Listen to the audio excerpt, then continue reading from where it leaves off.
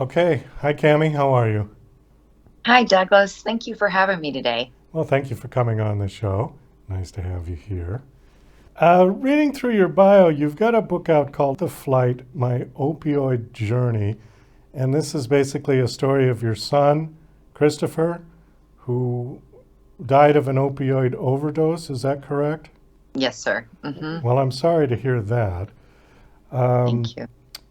why don't you just tell his story? Tell what happened.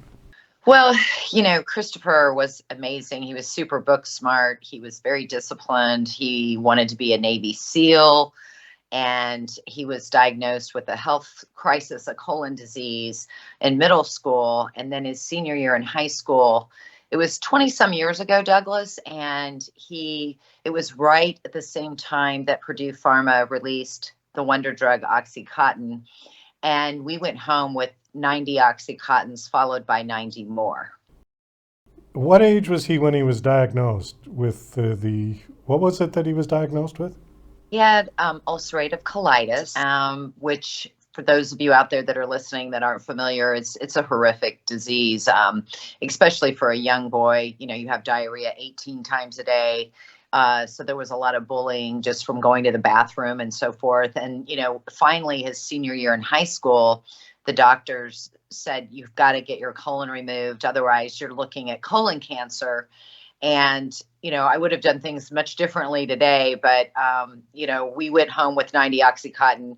We as a society don't think about asking questions when a doctor gives you a prescription.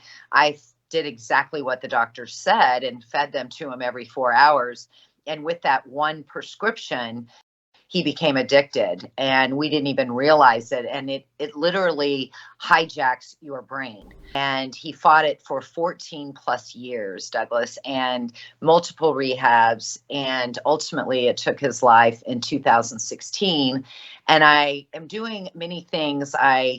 I started a nonprofit, Christopher Wolf Crusade. I wanted to be, there's so many lanes to substance misuse, and I wanted to do something in the prevention swim lane, if you will, because of all the things Christopher didn't have in the hospital. And, we as a society, we use coaches for everything except for when you're in a health crisis. You have no coach to help you through that pain, to tell you about the dangers of the medicine you've been given, to help with techniques to deal with anxiety, stress, depression, PTSD. So I wrote a book because I wanted to reach the masses, because my goal is to save every parent out there from having to bury their child. Was the ulcerative colitis, is that treatable? I mean, obviously painkillers are not going to treat it. No, it's not. I mean, there are medications and they have improved it a lot to this point. But I mean, and some people hate me for saying this, but opioids is not the answer for chronic pain. It's not sustainable.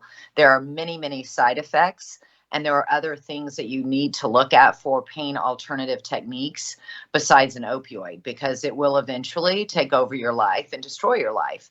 And so I really speak out about that. I speak out about stigma.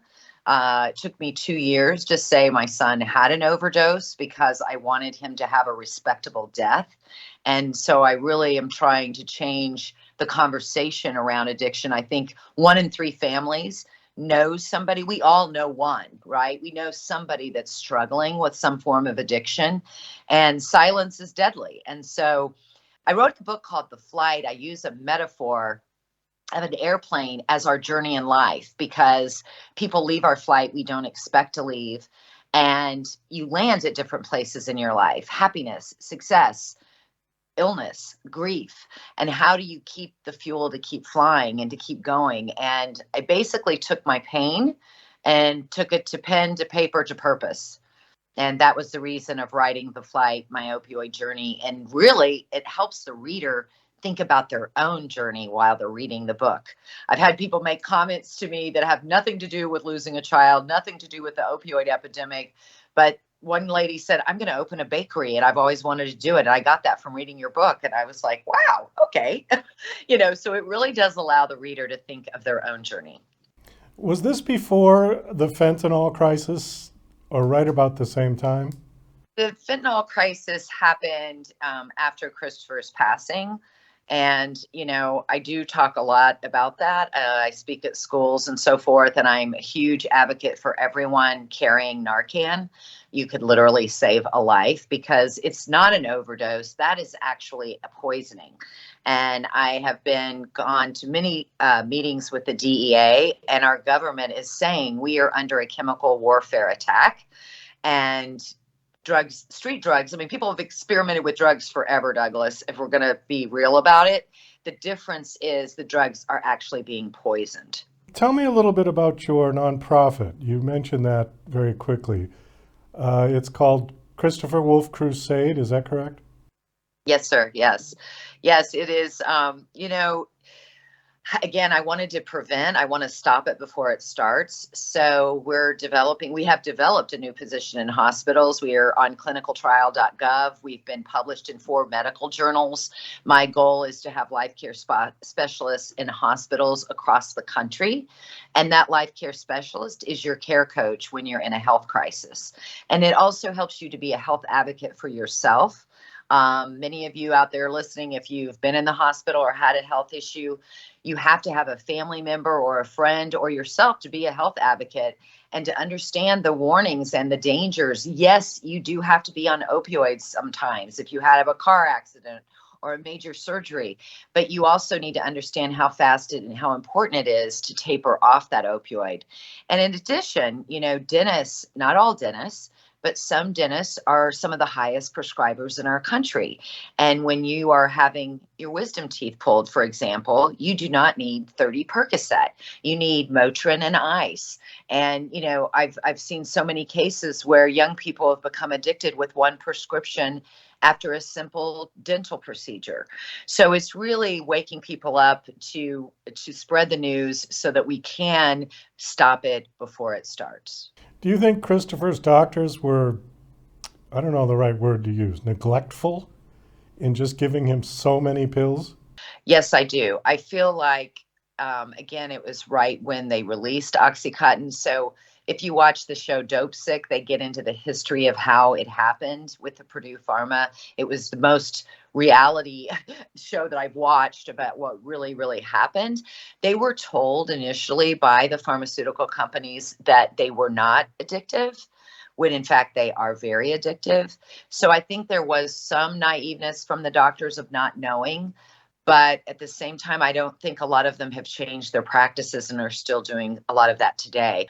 I think that it's big business gone very, very wrong. I think there's not just one thing to blame. I mean, we can't go out and blame doctors, blame Big Pharma. I think it was a lot of things that went wrong to start the opioid epidemic. Uh, we are there are databases in states now where they do red flag doctors for over prescribing. We are seeing prescriptions reducing. However, there still just is a very big lack of education. And people, I mean, I don't think people realize there's up to 300 people a day dying. It is one of the largest epidemics we'll ever see in our lifetime. And I don't think people are taking it serious enough. And that's, and parents, if you're a parent listening, you should absolutely carry Narcan. I've had so many parents say, well, my kid wouldn't do that. Well, I think the parents at West Point never thought that the cadets would try cocaine on spring break, and it had fentanyl in it. And, so I think don't be naive. And if you don't get it for your child, maybe you have it for your child's friend or a neighbor. We're even training people across the country in coffee shops, servers, because there's so many overdoses happening in bathrooms and coffee shops. I mean, this is an epidemic. It's a very serious one. I want to switch over quickly. We've got just about 2.5 minutes. I see Cambodia on here quite a bit. What is the work you're doing in Cambodia? Well, I lived in Hong Kong for 7 years. And while I was there, I spent a lot of time all over Asia and specifically Cambodia. And my husband and I we are affiliated. I'm on the board with Cambodia Children's Fund, and we have a school there. And so we teach a lot of the techniques to deal with stresses like anxiety, depression. We teach those techniques in Cambodia, and we do a lot of it on Zoom from the U.S. When you look at substance misuse and you look at when people are self-medicating, there's a root cause to that. There might be low self-esteem, anxiety, stress, depression. It could be many, many things, right? That they're self-medicating on. So you really have to look at the mental wellness and the mental health piece as a major component when you're looking at substance misuse and helping people. I think we're all dealing with a lot of anxiety and stress today. Just you can't help it by watching the news and the shootings and everything that's going on in our lives. And so we have techniques that you can take over your nervous system just by doing simple techniques to distract your brain. And so we've become certified instructors, and we do a lot of training. Another hat I wear, I'm a professional philanthropist, Douglas, and I chair the Usher New Look Foundation. It's Usher, the celebrity. It'll be 25 years next year.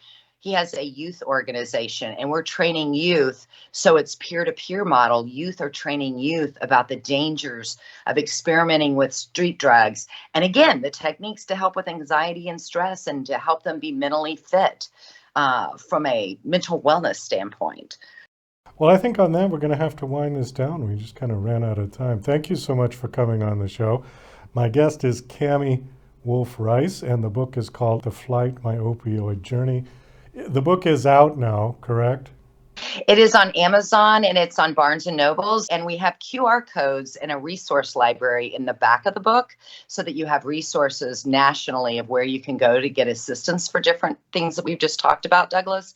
And I just wanted to say also all proceeds of the book go to the charity. Last question. Do you have a website you want to give out? Yes, please. It is cwc.ngo. Christopher Wolf Crusade.ngo. Please follow us on social media as well. We're on Instagram, we're on Facebook, we're on LinkedIn, and we would love to have your support, and we're educating every day. And by the way, today is National Fentanyl Day, so carry Narcan. Okay. Well, thank you again for coming on the show. It was nice meeting you, nice talking to you. Best of luck with all of your projects and endeavors. I guarantee you we saved a life from somebody listening today. So thank you, Douglas, for this platform. Much appreciated.